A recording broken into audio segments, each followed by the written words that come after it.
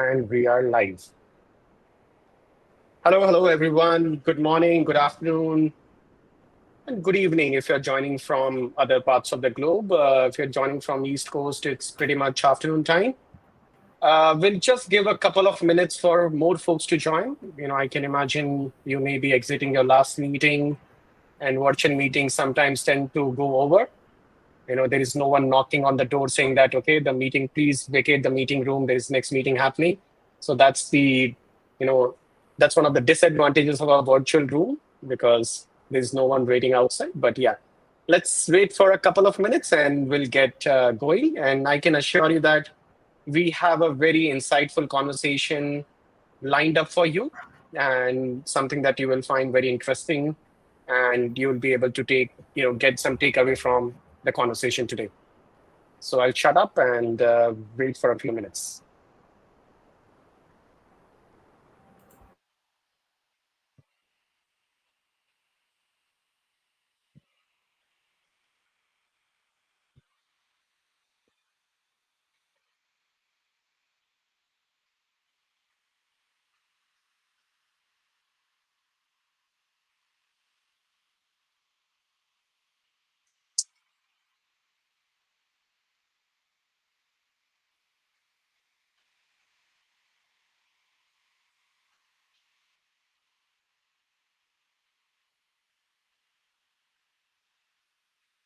Just for the folks who have just joined in the last 30 to 60 seconds, we are waiting for a couple of minutes for more folks to join in because you can imagine virtual meetings sometimes can go over and the webinar platform may also take a few seconds to get loaded on your screen and we'll get started.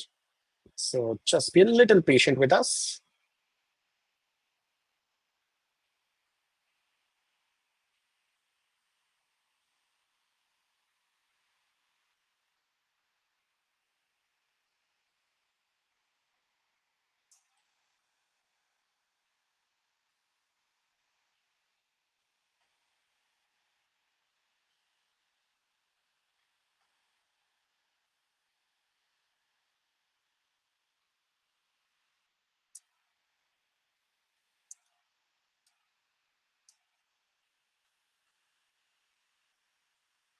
Great. Let's just start in 10 seconds more.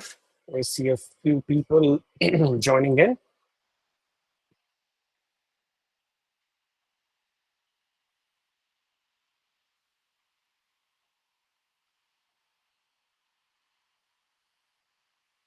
Great. Awesome. So we can get started. Amazing. So good morning, good afternoon once again. Thank you for joining in. Thank you for clicking and registering yourself and clicking on the link and being with us. Everyone, this is Prateek Bhajanka. You may recognize me from my previous webinars that I have done on threat hunting, XDR, EDR, vulnerability management, threat research, and so many other things. And today I'm excited, once again, very excited to be back on this platform and talk about another very interesting topic. By the way, as a matter of introduction, once again, I'm Prateek. I'm a global field CISO at Hive Pro.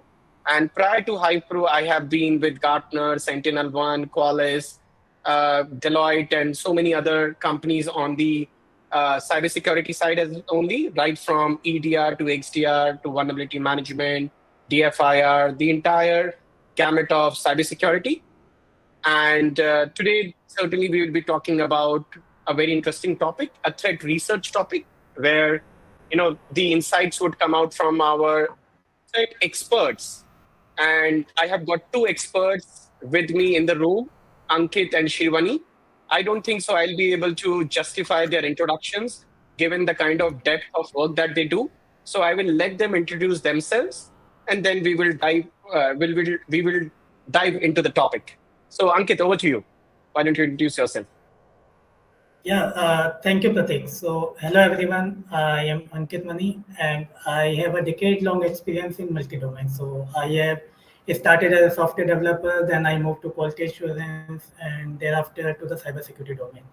I got opportunities in the cybersecurity. I got opportunities to work in diverse role. I worked as a security practitioner, then as a consultant, and then I played some role in the compliance team as well.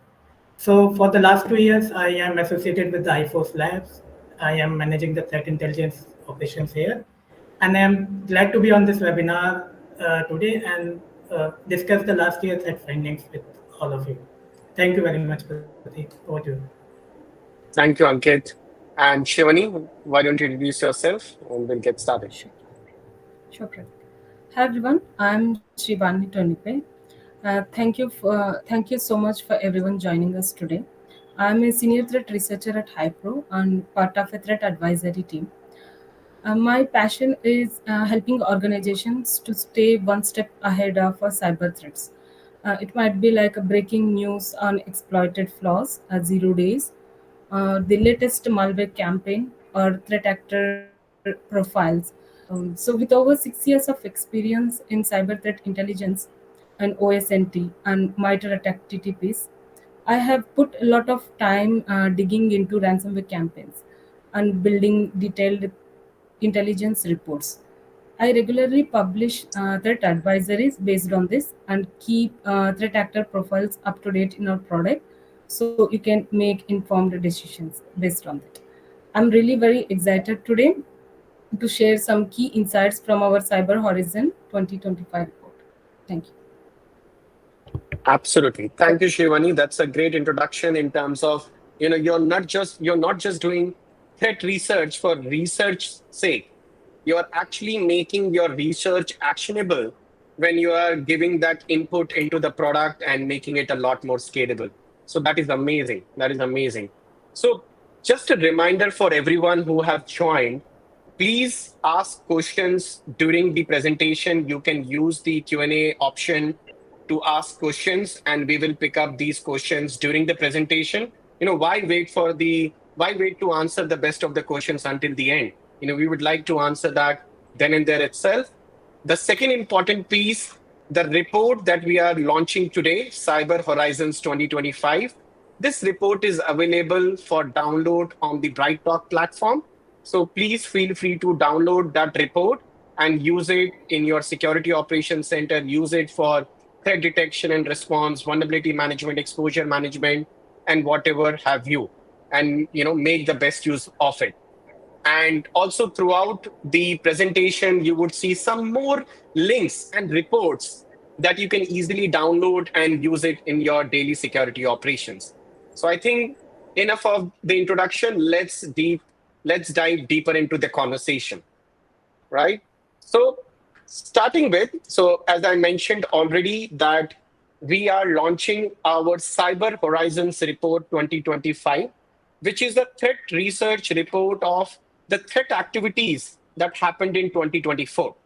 And it talks about the patterns, the kind of attackers that are active in the wild, the kind of vulnerabilities that the attackers were exploiting, and what are the predictions based on the past that we can make about the future, the near future, such as 2025, and how we can prepare ourselves for a safer future by learning the lessons from the past. And it is also an opportunity for us to give it back to the cyber community. Cyber security is such a community where we are constantly learning from them, and it is our responsibility, as a company, as cybersecurity professionals, also to give it back to the community and to live up to the commitment of building a cyber safe world. Beyond the objective, if you ask me, one important piece about this report is know your cyber enemy. Yes, we talk about security controls all the time, but one thing which is very fundamental in cybersecurity is understanding the threat actors and understanding how do the threat actors behave.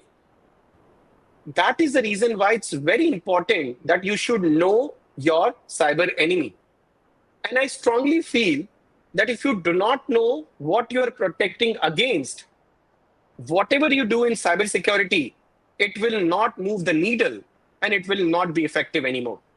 So it's very important. And this report of Cyber Horizons 2025 by HiveForce Lab and Hive Pro, it's a way to understand the threat landscape and how it is evolving so that you can put the educate and effective controls in place in 2025 so that you're able to effectively reduce your risk and you're able to effectively increase the security posture of your organization, right? And and that's the reason why understanding threat is very important. It's like, if I put this into perspective, if you do not know what you are suffering from, what disease you are suffering from, what ailment you are suffering from, you will not be able to get the right medicine. So in a way, this is more around understanding what are the problems and the things that I'm suffering from so that I can get the right medicine. So, Ankit, I see that this report looks very good. I already like the cover page. Uh, Tell me one thing, Ankit. Is this for the very first time that HiveForce Lab is publishing such a report? No, so Pratik, we have published two celebrity vulnerabilities report earlier, and last year also we had a cyber horizon report. So it's there on our website. Everyone is encouraged to download and go through it. And the last year cyber horizon report and this report, they contain some kind of strategic intel, so which will be relevant today as well. And yes, celebrity vulnerability report, as we can see, it's there. So from 2023 and 25.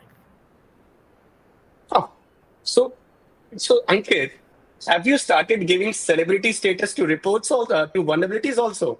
I mean, I thought celebrity status is something that we give to some very popular people, no matter what industry they come from. But it looks like you are celebrating vulnerabilities by giving them celebrity report and celebrity status, which is very counterintuitive, Ankit, if you ask me. Yeah. Uh, so in case if you, the bottom line that you see when we talk about celebrities, it's the popularity. It's how famous they are, right? So we have seen kind of vulnerabilities that have a far-reaching consequences that have a very wide impact. So, for instance, you can take example of WannaCry. We all know the impact that it caused. So definitely it deserves some kind of a special ranking within all the exploited vulnerabilities category. So they need those kind of things, and these celebrity vulnerabilities they are popular also to the attackers community as well. So they once they become popular, they also kind of it's become a go-to tool for them. So, and it's important for organizations to understand what famous vulnerabilities are and how you are faring against those vulnerabilities or the exploit of those vulnerabilities. Interesting. So celebrity vulnerabilities because they are celebrity vulnerabilities in the attackers in the attackers landscape or in the attackers world because they love using these vulnerabilities very often, and that is the reason they are celebrated in the attackers world, and that is the reason why we should also look at it and make sure that we don't have celebrities in our own environment. Is that correct, Yes. Ankit? Yes. Yes. So these vulnerabilities, if you see, they are not reaching to 10,000 or maybe 1 lakh devices. They are reaching to the billion devices. And see the That is impact. interesting. So impact based as well. Interesting. So tell me one thing. You have put two QR codes here: Celebrity Vulnerability Report 2023 and 2025. Why is 2023 Celebrity Report still important? Srivani, would you like to weigh in on this? Because I mean, we are living in 2025. Why should I care about Celebrity Vulnerability Report 2023? because it still plays these vulnerabilities. Just now as we discussed, it is a high impacted vulnerabilities. It need not to be like, even if it gets old, it is still a celebrity. And we are still seeing, even in 2025, log4shell is couple of nation state actors are exploiting it. Even Folina, that was in 2022, but it's still inactive. Actors are exploiting it because we are not patching it. So which means we need, as a security professionals, we need to bring awareness on this, and we need to focus more on this, because those are creating widespread attacks and damage is high. Absolutely. That makes perfect sense. In fact, I was reading one research report maybe a few months ago, and it spoke about WannaCry vulnerabilities CVE 2017 01444 still being exploited in the wild and still being, you know, or still being detected and present in customers' environment. In when I say customer environment, in organizations. So I can imagine what you're talking about, that even if the vulnerabilities are old, the chances of them still existing in your environment, that system that is not very commonly connected to the network, or that system which is not even in your inventory, in your asset management database, that is something which is still in your network, and those vulnerabilities are still being exploited. That makes perfect sense. And so, those who are listening to us, those who are joined, please feel free to scan these QR codes and you will get access to these celebrity vulnerability report. I wish that when you download this report, you don't find any of these celebrity vulnerability report, or sorry, celebrity vulnerabilities in your environment, but it's always good to check. You know, my sincere request to all of you would be, please download these reports. It has got a long list of CVEs. Please do check in your environment whether these vulnerabilities exist or not. If they do, please patch it. Please fix it. Moving on, you may be seeing a link at the bottom. It's a pretty big link. So this is the link to the report as well, the same report that you are able to download from the download section of BrightTalk platform. And you may be thinking that it's very difficult to remember this one and type it on the browser. So, a very smart thing that you can do, you can take a snippet or a screen grab of the link and then go to Google Gemini or ChatGPT and ask them to decode the link out of this screenshot, and it will give you the link, and you can go to the link and share that link with your friends, your colleagues, your friends in the industry, so that they can also make use of the Cyber Horizons 2025 report. Awesome. So let's move ahead. Let's now dive deeper into the stuff. So I think the number of vulnerabilities that we see on the top right, it's not going down. I mean, Ankit, what do you say? How many vulnerabilities did we see in 2024? So we have seen somewhere around nearly 40,000. It fell 17 short of reaching the 40,000 mark. So yes, they were not. Now, Okay. Ankit, if you ask me, please do not take it against me. I'm so glad I'm no longer a practitioner, because I can't even imagine dealing with 40,000 vulnerabilities in a given year. It's so challenging. It's so challenging, and there are no signs of slowing down. I think from 2023 to 2024, the number of vulnerabilities rose by 40%. I mean, Yeah. approximately 40%. Pratik, I want to divert your attention to the exploited one. So these are the vulnerabilities which actually matters. So if you talk to me, yes, 40,000 is a big number, but what we are missing is the percentage. So we are seeing only 0.6% of them being exploited. So not all of them are important as a practitioner. Not you have to put all your resources on all of them. We need to prioritize. We need to look at the exposure. We need to look at which one are getting exploited, and then we need to take that as first. Yes. So these So that makes 245s are sense. important. But again, at one point of time, I see when I read your report, Shivani, that the threat actors are actively exploiting vulnerabilities, and they are using known vulnerabilities to gain initial footprint and to break the door and get into the network. And here you are saying that only 245 CVEs are being exploited. So, I mean, that math is not adding. So, How did you come up with 245 figure? I mean, Shivani, Ankit, whoever wants to throw some insights into that. So Yeah, here, so good, yeah, good. Shivam. here the thing is 245 vulnerabilities which are specifically only discovered in 2024, not in the previous Ah. years or something like that. Okay, so even here in 2024 we see around 40,000 vulnerabilities. um, in my opinion, we no need to consider like all 40,000 CVEs are relevant to us. We shouldn't be focusing on volume. Why? So we have to be more focused on the risk. So that is where these 245 exploited CVEs is matters, which is less than 1% of CVEs, so that you can get rid of high impacted attacks. Get rid of it. So that's interesting. So you are telling me organizations should not worry about 40,000 vulnerabilities. They should worry about the ones which are being exploited. And what about the severity score? High, medium, low, critical. Where should that be taken into account, or that should not be taken into account? But Yeah, yeah. go So ahead, please.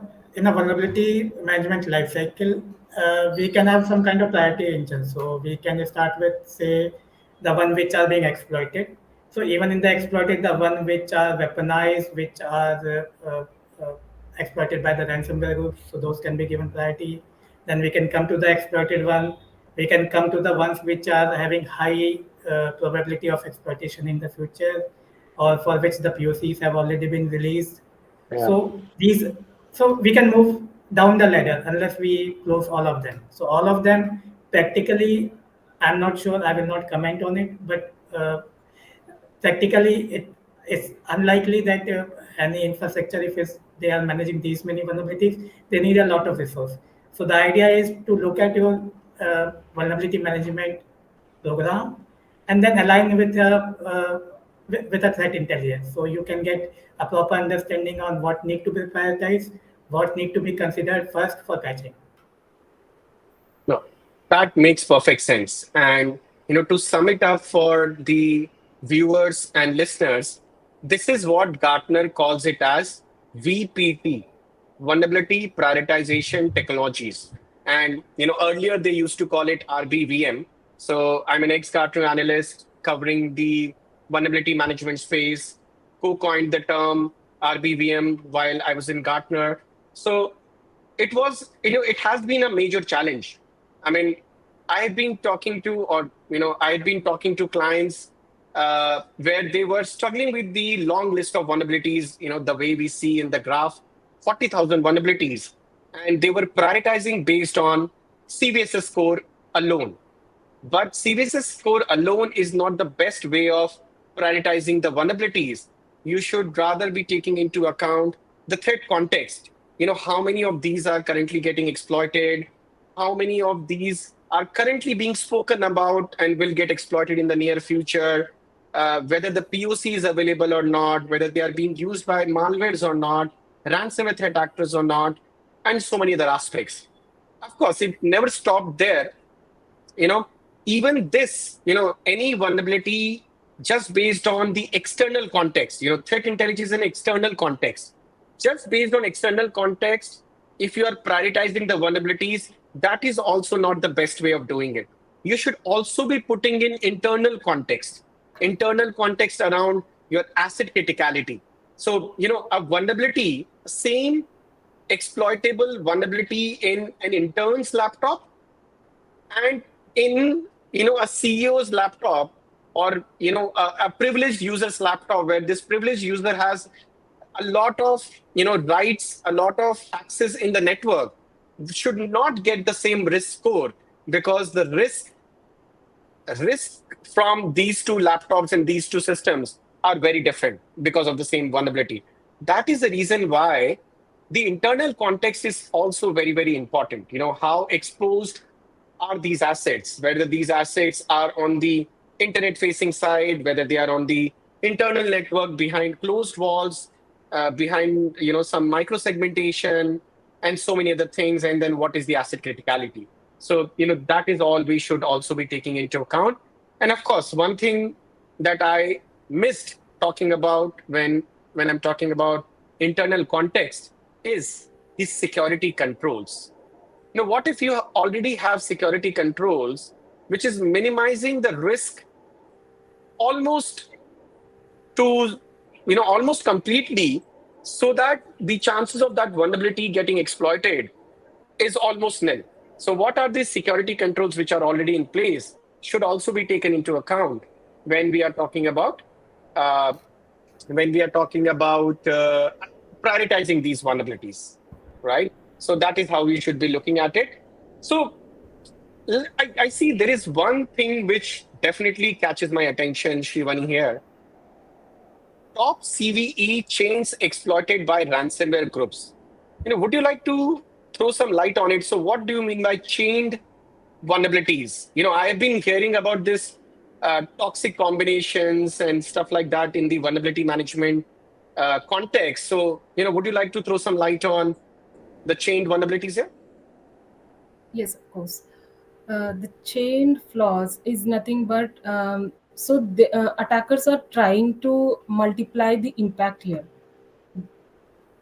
So why? It is not like it is possible that single vulnerability can cause a damage, but how comes? For suppose if we take an example here, ConnectWise Screen Connect, formerly known as ConnectWise Control, it is a remote desktop software. So here the attacker was using chaining two flaws. The first one is authentication bypass flaw. So here attackers get initial foothold without requiring an username or password, without any MFA. They were even bypassing the MFA. So now they were into the inside the system, but they can't do much. Maybe gaining some other internal access, but they were not able to access internal files or something like that. So now they were taking one more CVE because they found it. One more CVE they were exploiting, which is the remote code execution flaw. So now they combinedly exploiting these flaws, they were take full control of the systems. So they could exfiltrate data and whatever according to the objectives. So, as in this specific case, by chaining these two flaws here, attackers were as POCs. When the POC is released for these two flaws, within 22 minutes, attackers were trying to exploit it. I've seen that number of ransomware groups are exploiting. If I name a few, Blackbuster, Lockbit, Clog, these ransomwares are exploited these flaws. And one more, North Korean threat actor Kim Suki is also exploited these flaws. You can imagine like how dangerous these chained flaws could be. And these type of chained flaws, we have seen multiple, but we have here listed a top five. So that is how it works, chain flaws. Wonderful, wonderful.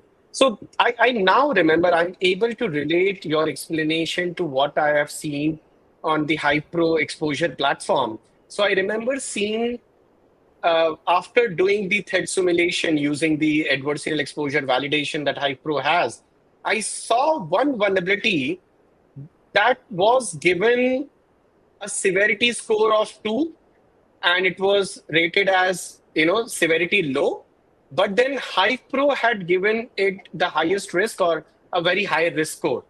And when I dug around and I was trying to investigate why is that so, because I looked up a vulnerability assessment vendor's website, I looked up that particular CVE, it showed low, and on HivePro platform it was showing high risk. And I was wondering, is that accurate? And when I did check the simulation results, then I realized that this particular low vulnerability, which a vulnerability assessment tool would categorize as low, is being chained, exploited by another vulnerability. And because of which the risk score of this low severity vulnerability is higher and should be something that you should fix right away. And I believe that is the reason why organizations should move away from the traditional vulnerability management to exposure management. Exposure management where you're doing exposure assessment, plus you're also doing exposure validation, and then you are finding the right attackable exposures so that you can fix it. But I can totally understand Ankit and Shivani that it can be confusing, vulnerabilities versus exposure. And that's the reason I remember, that this is not your slide. This is something that I forced all of you to put in the slide. And thank you for accommodating my request as well, Ankit and Shivani. So let's look at this example. So what is this example? So now, if we have to do a risk analysis or a risk assessment of this picture of this person against a threat which is called mosquito bite, right? So as this person is wearing plastic on his body from his neck down, a vulnerability and the skin is visible, right? So a vulnerability assessment vendor will still classify or identify the skin, the body which is showing as vulnerabilities, and a vulnerability that would be prone to getting exploited by mosquitoes for mosquito bite. But that's where exposure assessment is a lot more smarter approach to vulnerability management. And what is that? Exposure assessment will understand what are the other controls this person already has. And this other control is the plastic sheet that the person is wearing neck below. That means now you don't have to take care of the, vulnerabilities, the skin that is showing, and it's not vulnerable to mosquito bite anymore, neck below. And we only have to worry about the portion above the neck, which is not covered by the plastic, right? And because I feel, Ankit, a lot of people get really confused between vulnerabilities and exposures. And I thought this is something that will help them understand what exactly and how do we distinguish between the two. Ankit, any thoughts you would like to share here? Yeah, Pratik, indeed, it's a very right example, I would say. So we can consider it from a use case like in case if we have a mosquito repellent or some kind of cream which prevents the mosquito to come in. So if you have a limited supply of it, where you will start? So you Uh, will start with your face. That is important, and that is important for everyone, right? So we'll start with the face, then we'll go to hands, then we'll go to necks. So that's what exposure management is talking about when we say we have to do the vulnerability management. Vulnerability management, along with exposure, will tell you that yes, boss, you have to start with the face. That's the crown jewel. You have to start with your, then go to your hands, then come to your neck. And again, you have the resources left. Then you are free to use it wherever you want. I think that's a great example because I think resources are always limited in numbers and quantity, right? Be Yeah. it mosquito repellent, be it the patching bandwidth, be it the number of professionals who are doing the patching, or be it any, the resources that we have in our organizations. So if I can only patch 100, if I can only deploy 100 patches at one point of time, I would rather focus on the exposures which are attackable exposures, because the neck above thing is something that the mosquitoes can easily attack and easily give a mosquito bite on. But down below it's always difficult because there is a control already there. So I think that's a very important point, that exposure management helps you prioritize your resources also, prioritize your limited resources, and maximizing the value and the outcome out of the limited resources you have.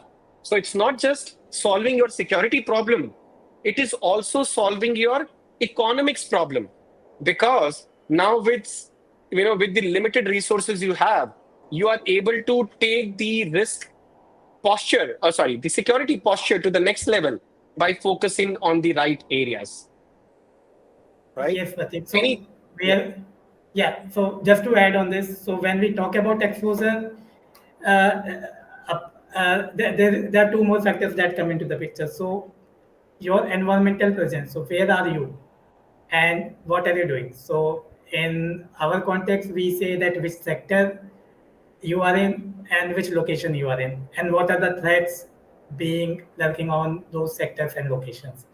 So for the same person, if same person is next to a dump yard or walking down a lane next to a bad area, then definitely he will be getting a lot of mosquito bites. So he need to be better protected against those. And in case if it's Absolutely. in decent area, maybe then there are less number of mosquitoes, then he might be fairly protected. So it has to be looked from a context of environment as well, the in which sector you operate, in which geographic location you operate. No, absolutely. That makes perfect sense. I think in this particular case, this person is in woods, so of course he needs a lot of mosquito repellent. But I think let's Yeah. not make more jokes on his expense. We have done that already, and we should move on. So a quick reminder for all the folks who may have joined a little bit late. I know I'm not saying that it's any kind of tardiness. I can imagine your last virtual meeting ran over. So for those who just joined, feel free to download the report from the download section of the platform, the Cyber Horizon 2025 report, which is 2024 threat landscape in retrospection. And it's a very actionable report. It's a very useful report for the management as well, for you to convince your business leaders, in order to convince your board of directors to increase your budget. Everybody faces the budget pressures, and in a lot of cases the increase in budget is very minimal or not at all. So it may help you get some increase in budget the following year. Let's move on. I mean, we are talking about threat research, and how can we not talk about ransomwares? I think ransomware is no longer a flavor of the month or a flavor of the decade. I think ransomware is something which has taken a permanent seat in the industry, right? I mean, it is something which is almost every organization has been touched by it in some way or the other. And Ankit, what I found very fascinating when I looked at the top ransomware groups by victim count, Lockbit has been dethroned. It's no longer at the top. It's no longer a leader, because I mean, I am so used to seeing Lockbit in the last 2 to 3 years always being at the top. I still remember those days when Lockbit started this campaign that all the people, please go and so I think there was a campaign that you get Lockbit tattooed on their chest, on their hands, and you will be incentivized. And I still remember Lockbit even starting a bug bounty campaign. Can you imagine? Like, okay, so this is my RAS platform. If you are able to find any bugs in it, you will be paid a bounty. I mean, what happened to, are the glory days over of Lockbit, Ankit? Yeah, so I would also bring your attention to Ransom Hub as well. So these are the top two leaders from the 2024. Ransom Hub was the recent one which dethroned the Lockbit. They become a popular, and they were like the recent ones. So Lockbit uh, came like Lockbit went down because of some federal actions. So last year there was federal actions in about 2024. Then their activity got down. They went offline. Like their activity decreased, but they didn't vanish from the RAS ecosystem. Then they again came back strongly in May last year. But recently, 2 months back, Lockbit was again attacked by like their cyber panel system got compromised, and then we are not seeing any victim for the Lockbit for the last 2 months. So effectively to say, yes, they have been with there were persistent attacks on their ecosystem by the federal agencies, by the other uh, by other ransomware groups, and effectively we may like it may possible for past 2 months there is no logbit, but it may possible they may bounce back in the future. It's like a group of ants, so we can consider a group of ants together.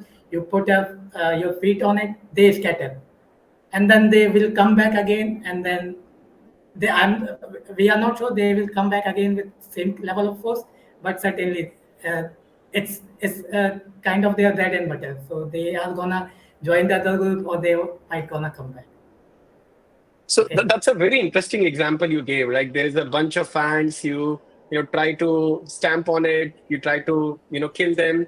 While you're trying to kill them, only a few ants get killed, and they all splatter in multiple directions, and they try to start their own ransom groups. And I think that's a very common phenomena in the threat actor world, in the on the threat landscape side, on the threat world, that the threat actors do not disappear.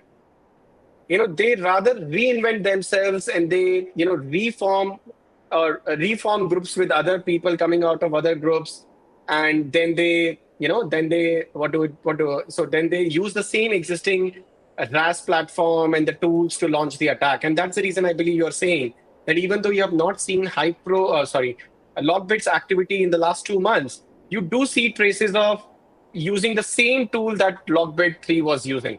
Did I hear that right? Yeah, so Lockbit 3 builders was leaked and compromised earlier, and there are a lot of ransomware which has been developed on the Lockbit 3 build. So yes, it Hmm. goes on the RAS market. So it's like a market. So they also have a kind of competition to attract the affiliates.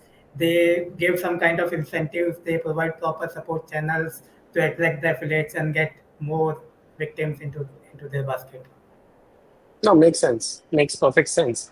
By the way, I remember when we were discussing this threat report, you had an interesting threat trivia to share, right? Something around scattered spider. Would you like to, share that with the viewers here? Because I mean that was a very interesting one. I learned it for the first time.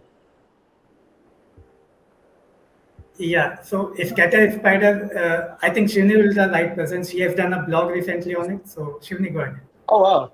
So you are the scattered spider expert, Shivani. So please go ahead.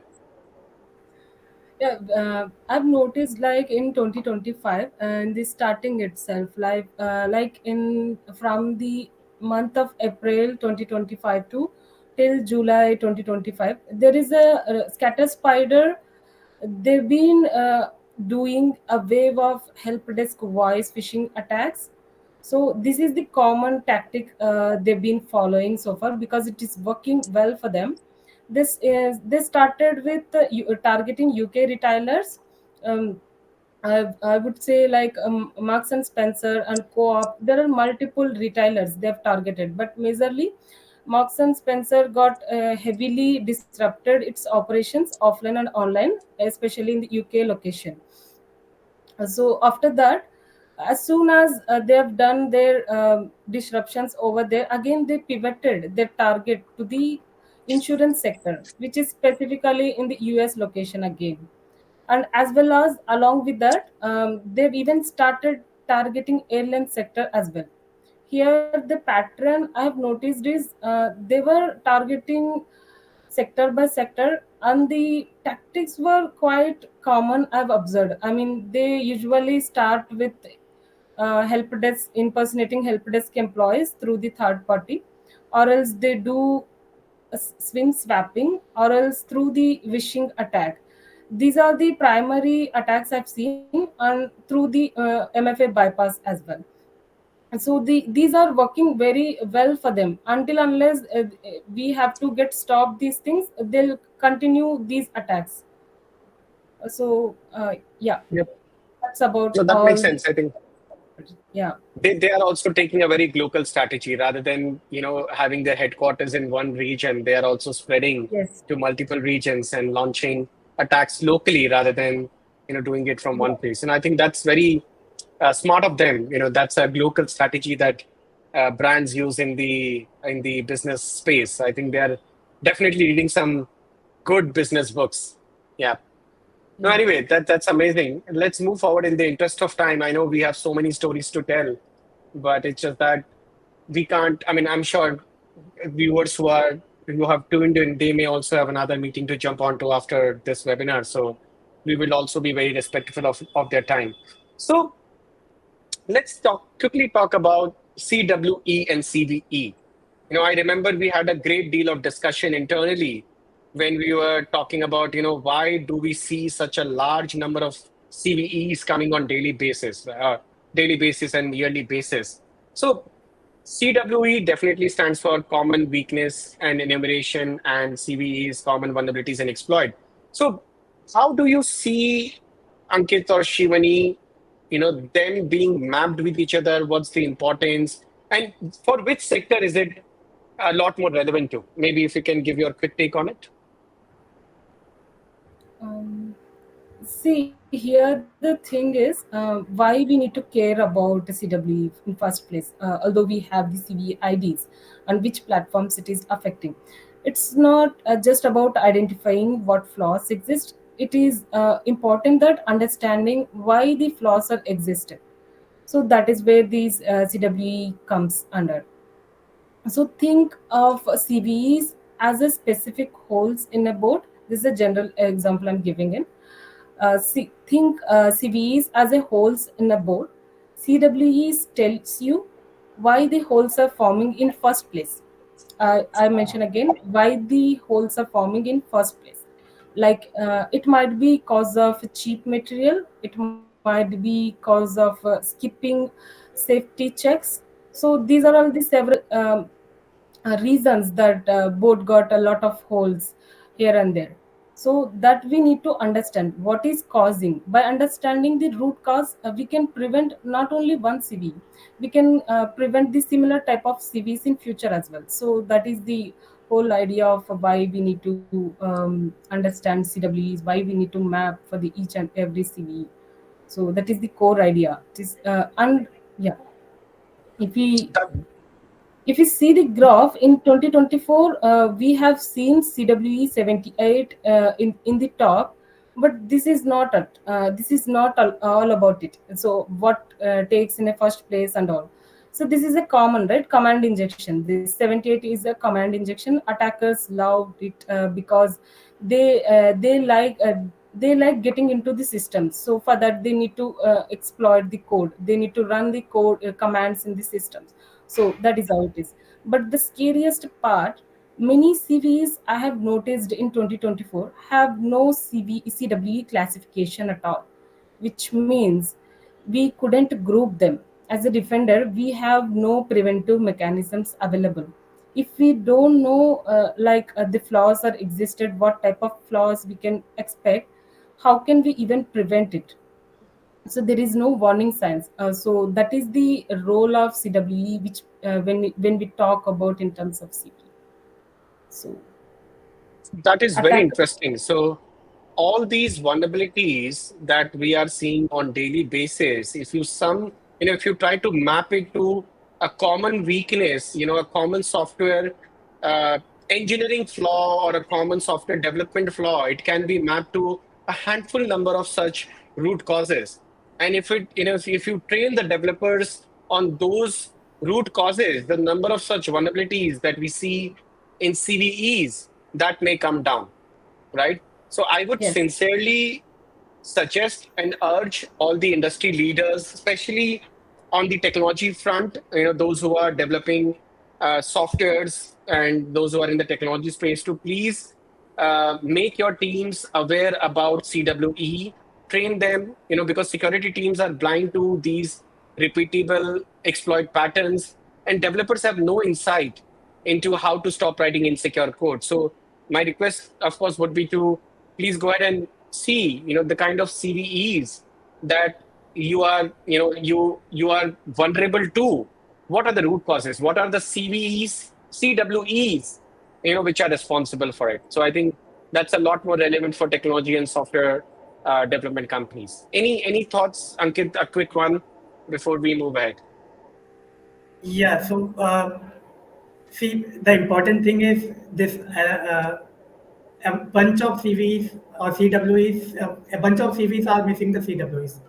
And important point to notice, those are the second highest when it comes to the count.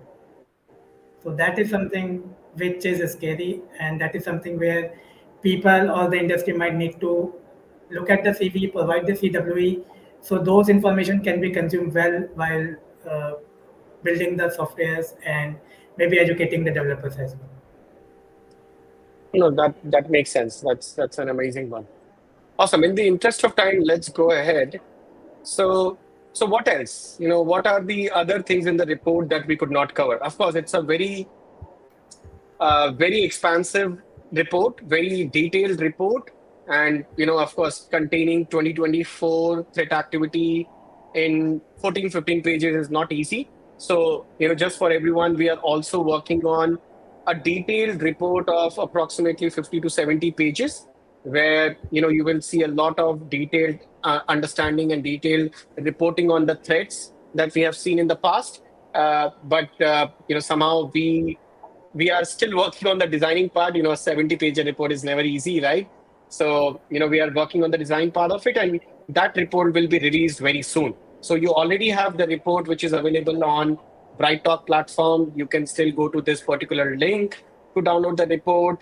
And, you can go to hivepro.com to download the report and so many other reports. But yes, very soon we will also have a detailed report coming out for all, for your consumption. So do wait for it as well. So Ankit, can you just talk about what else in maybe in a minute or two, because we are definitely under time pressure right now. Sure, sure. So when we talk about AI and threat landscape, so report beautifully captures the AI impact. So when we talk about AI, it's not helping us; it's helping everyone. So even threat actors are utilizing it in their operations. We have seen like Google has reported around 50 plus threat actors utilizing AI in their operations. They primarily use it for recon purpose. We have seen them like AI have enabling them to accelerate their malware creation or their operations. Okay, we have not seen we have not seen a polymorphic code or I would say AI generated malware completely, but yes, AI is helping to accelerate the malware development. Coming on the supply chain, so the report talks about the supply chain incident, whether you talk about the extrautil, whether you talk about the top.gg domain supply attack, and polyfill. So we talk about it in the report. And the bottom line with the supply chain attacks, so if you link the technology sector, the CV, and the supply chain, so you will see that the supply chain is something which is relying on the trust, and software supply chain is something which is coming directly from the technology sector. Most of it, I Right. would say. Right. So if we see, and technology sector are more targeted, so technology is driving and taking the supply chain attacks into the arena, and then it makes it like once you get any kind of supply chain incident in the technology sector, then you can move to other sectors uh, at the same time wherever that product is being used. So that's the power of supply chain. So the report talks about the different supply chain incident that have happened. It has a strategic information how we can be fairly protected against it. Coming to the malware infested ecosystem, we are seeing a lot of innovation happening over there. This innovation is being driven by the malware markets. So malware as a service market or infested as a service market. So wherein these malware as a service, they are acting as a company, and then they try to grab more clients, more people. So they keep on out of competition. They keep on innovating. Right. So those are things are also beautifully captured in the report. We have talked about the trends and the kind of innovation that is happening over there. Amazing. Amazing. That's amazing. I think, and are these things covered in the report that is available for download? Yeah, so Yes. from the top level, yes, it is covered. And then in the detailed report, we'll be having more on these, which will be coming out very soon. Oh, very good. Very good. So, now just give me a quick snapshot of what is HiveForce, because I think I'm pretty sure the viewers would be curious to know, because you are doing a lot of research. So what exactly it is? Maybe you can just quickly cover that in a snapshot. Sure. Okay, so thanks for giving this opportunity to talk about the HiveForce Labs. So, if we talk about our mission, it's we work to make cybersecurity stronger by providing the threat intelligence, the knowledge we need to act wisely and stay protected, right? And when further, we are like the brain behind the continuous threat exposure management solution here at the iPro, and we contextualize threats. We track the actor activities, we look for the malware trends, the kind of vulnerabilities which are being exploited, and we look at the attack patterns, and then we enable these real world threat emulation through the CTEM platform. Okay. And at the end, last but not least, I would like to say that we do also provide actionable threat advices to community. So it's available on the platform. We do create attacks, enable people to do the simulation on the platform. Apart from it, we do provide actionable threat advices to community as well, and which is available on our website. So we encourage everyone to visit our website and make full use of it. I think, Ankit, you're talking about this weekly threat digest, right? Where they can go ahead and subscribe and they can get all these threat advisories in their emails, in their mailboxes on weekly basis. Yes, yes, yes. So apart from the weekly threat digest, digest is a weekly snapshot of all the threat activities that we have seen in a week. Apart from it, we have ad hoc advices covering the actor, malware, attack, vulnerabilities. We have advices on the Linux patches which are coming in a month. We have advices on the Microsoft Patch Tuesdays. We have advices on the CISA KVs. So yes, you are free to visit our website, ipro.com, and then just all the advices are there for community to consume. Absolutely. And please feel free to scan it and subscribe to the weekly thread digest. I mean, I have subscribed it and, it does give me a lot of insights because Ankit is a very hard man to get.